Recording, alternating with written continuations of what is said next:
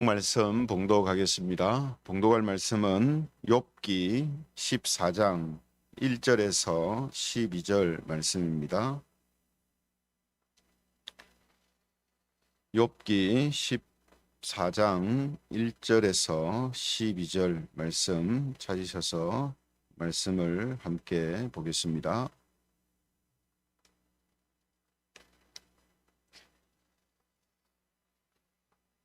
욥기 14장 1절부터 12절 말씀입니다. 1절부터 봉독합니다. 여인에게서 태어난 사람은 생애가 짧고 걱정이 가득하며 그는 꽃과 같이 자라나서 시들며 그림자같이 지나가며 머물지 아니하거늘 이와 같은 자를 주께서 눈여겨 보시나이까. 나를 주 앞으로 이끌어서 재판하시나이까. 누가 깨끗한 것을 더러운 가운데에서 낼 수 있으리이까. 하나도 없나이다. 그의 날을 정하셨고 그의 달수도 주께 있으므로 그의 규례를 정하여 넘어가지 못하게 하셨사온즉 그에게서 눈을 돌이켜 그가 품꾼같이 그의 날을 마칠 때까지 그를 홀로 있게 하옵소서. 나무는 희망이 있나니 찍힐지라도 다시 움이 나서 연한 가지가 끊이지 아니하며 그 뿌리가 땅에서 늙고 줄기가 흙에서 죽을지라도 물 기운에 움이 돋고 가지가 뻗어서 새로 심은 것과 같거니와 장정이라도 죽으면 소멸되나니 인생이 숨을 거두면 그가 어디 있느냐. 물이 바다에서 줄어들고 강물이 잦아서 마름같이 같이 읽겠습니다. 사람이 누우면 다시 일어나지 못하고 하늘이 없어지기까지 눈을 뜨지 못하며 잠을 깨지 못하느니라. 아멘. 오늘은 인간의 무능과 한계라는 제목을 가지고 하나님 말씀을 함께 살펴보겠습니다. 욥은 오늘 제 본문에서 이 인간의 무능과 한계를 지금 언급하고 있는데요. 이 자신의 무능 또 자신의 한계를 이야기하는 것과 같죠.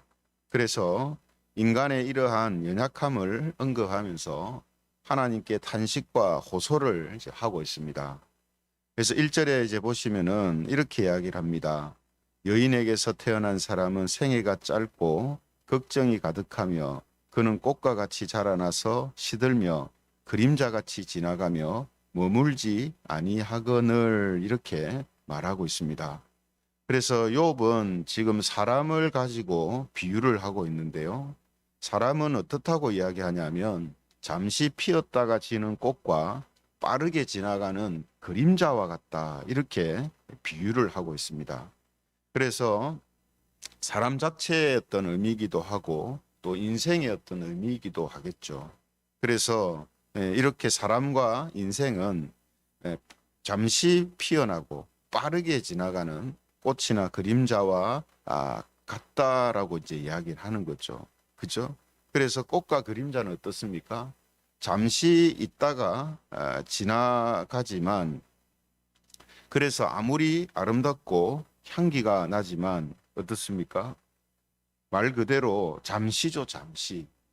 그죠? 꽃이 아름답고 향기가 나고 또 그림자가 그늘을 만들어주고 이런 어떤 유익함들이 있지만 잠시 있다가 지나가는 것이다 하는 거죠. 그 말은 무슨 말이냐면 한계가 있고 또 무능한 그 모습이 있다는 겁니다.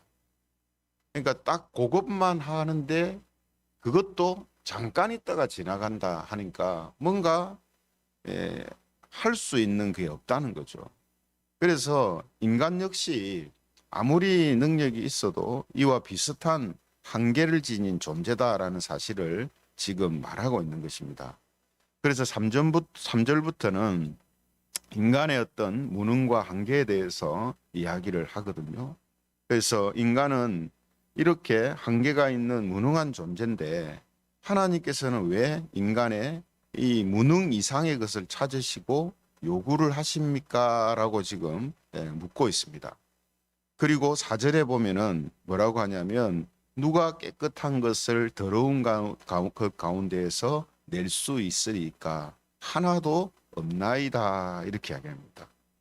그러니까 인간이 깨끗하지 못하고 또 한계가 있는 이런 이제 존재인데 그러한 존재한테서 깨끗한 것을 이제 찾는다는 것이 이게 가능한 일인가 하는 이런 이야기죠. 그러니까 결국 이것도 무슨 이야기를 합니까? 인간의 한계와 무능에 대해서 말하면서 이제 결국은 인간은 소망이 없는 존재다라고 지금 말하고 있는 겁니다.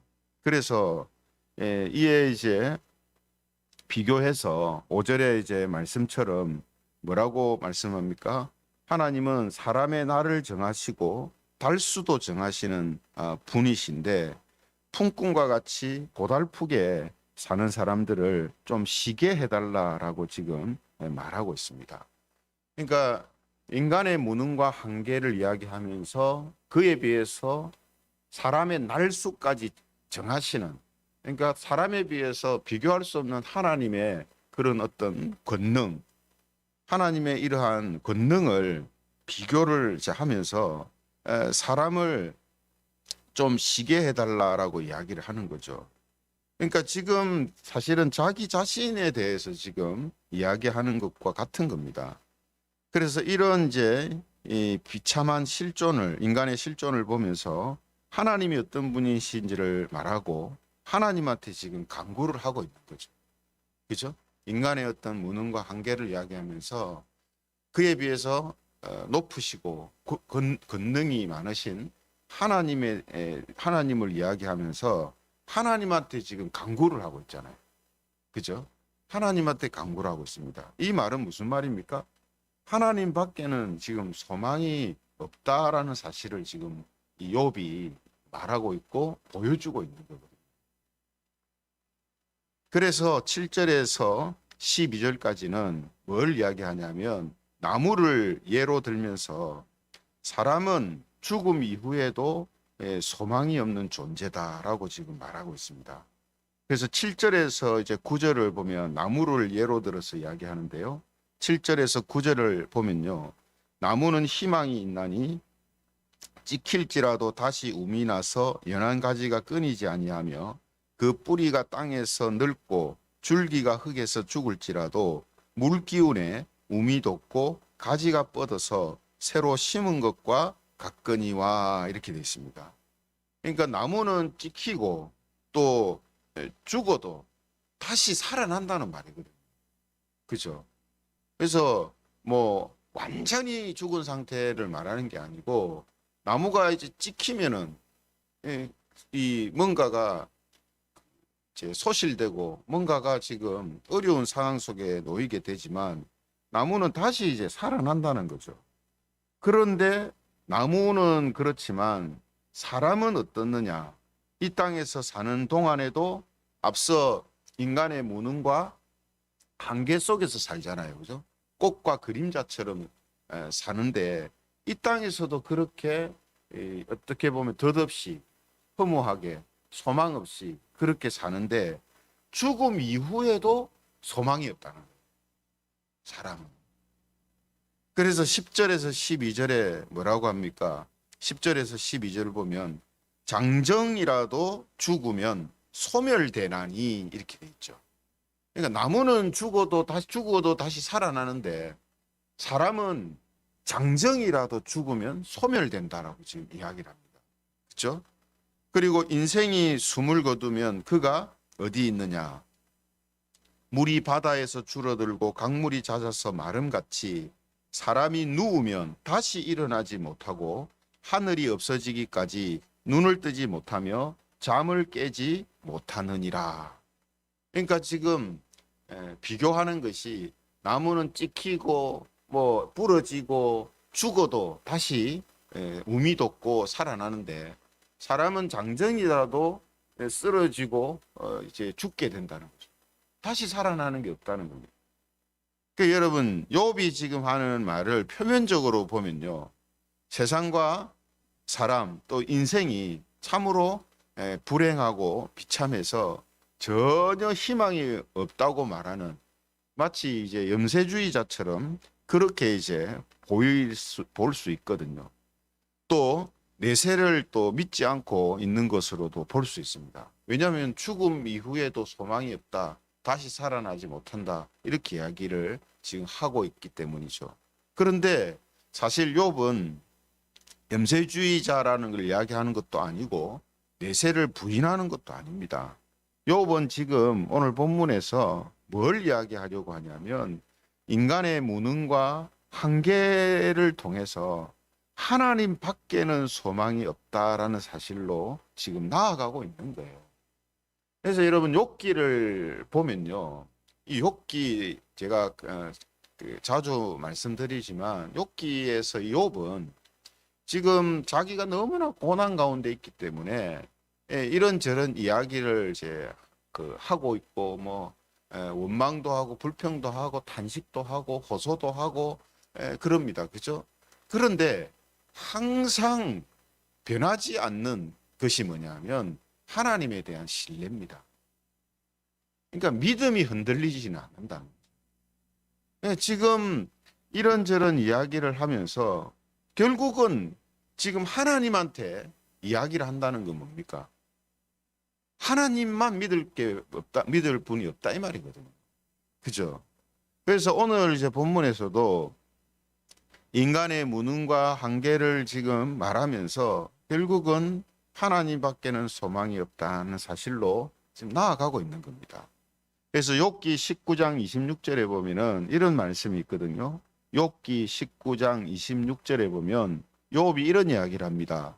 내 가죽이 벗김을 당한 뒤에도 내가 육체 밖에서 하나님을 보리라. 내 가죽이 벗김을 당한 뒤에도 내가 육체 밖에서 하나님을 보리라.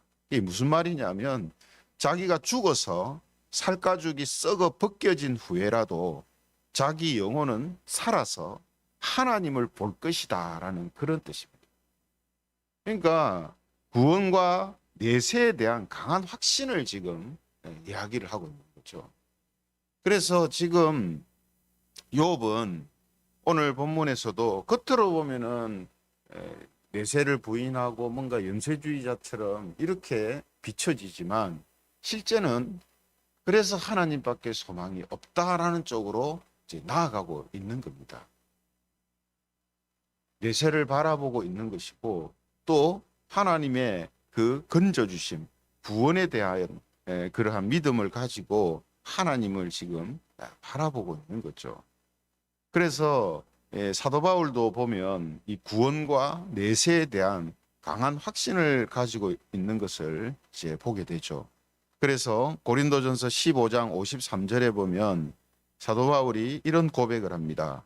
고린도전서 15장 53절에 보면 이 썩을 것이 불가불 썩지 아니할 것을 잊겠고 이 죽을 것이 죽지 아니함을 입으리로다.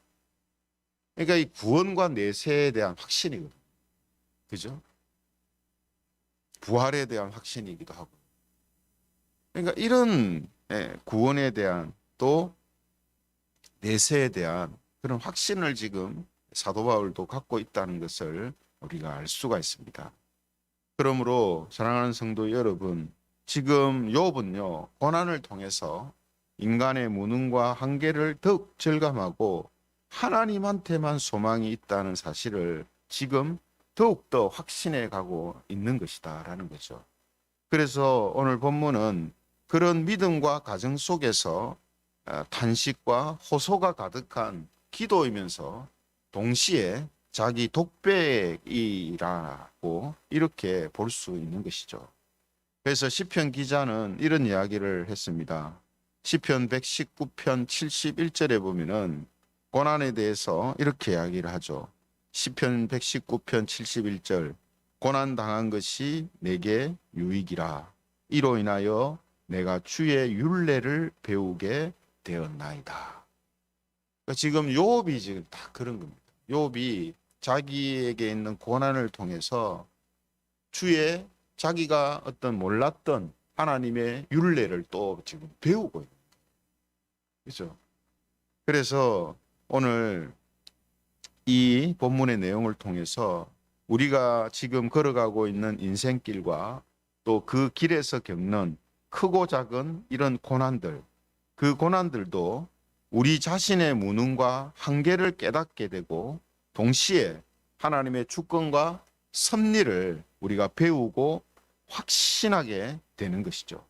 이를 통해서 하나님께만 소망을 두는, 하나님만이 우리의 소망이라는 사실을 깨닫는 그런 과정과 도구가 바로 이 고난이다, 이렇게 말할 수 있습니다. 그래서 오늘도 저와 여러분들의 인생과 그 속에서 일어나는 희노애락을 통해서 오늘 욥이 말하고 있는 이런 마음과 시각으로 바라보시면 좋겠습니다. 사람의 어떤 인간의 무능과 한계에 대해서 우리가 깨닫고 그로 인하여서 염세주의자가 되는 것이 아니라 하나님께 소망을 두고 하나님만이 우리의 소망이다라는 이런 믿음과 고백으로 살아가는 우리 모든 성도님들이 되시기를 성부와 성자와 성령 하나님의 이름으로 축원합니다. 말씀을 생각하시면서 우리 같이 기도하면 좋겠습니다. 우리가 사람의 어떤 인간의 무능과 한계를 깨달을 때에 우리가 하나님만이 소망이다라는 사실로 나아갈 수가 있습니다. 그래서 오늘 우리가 우리의 인생을 통하여서 우리 자신의 한계와 무능을 깨닫게 해주시고 그로 인하여서 염세주의자가 아니라 하나님께 소망을 두는 자로 계속해서 나아갈 수 있도록 저희들을 붙들어 주시고 구원과 내세에 대한 확신을 가지고 살아가는 그런 성도들이 되게 해달라고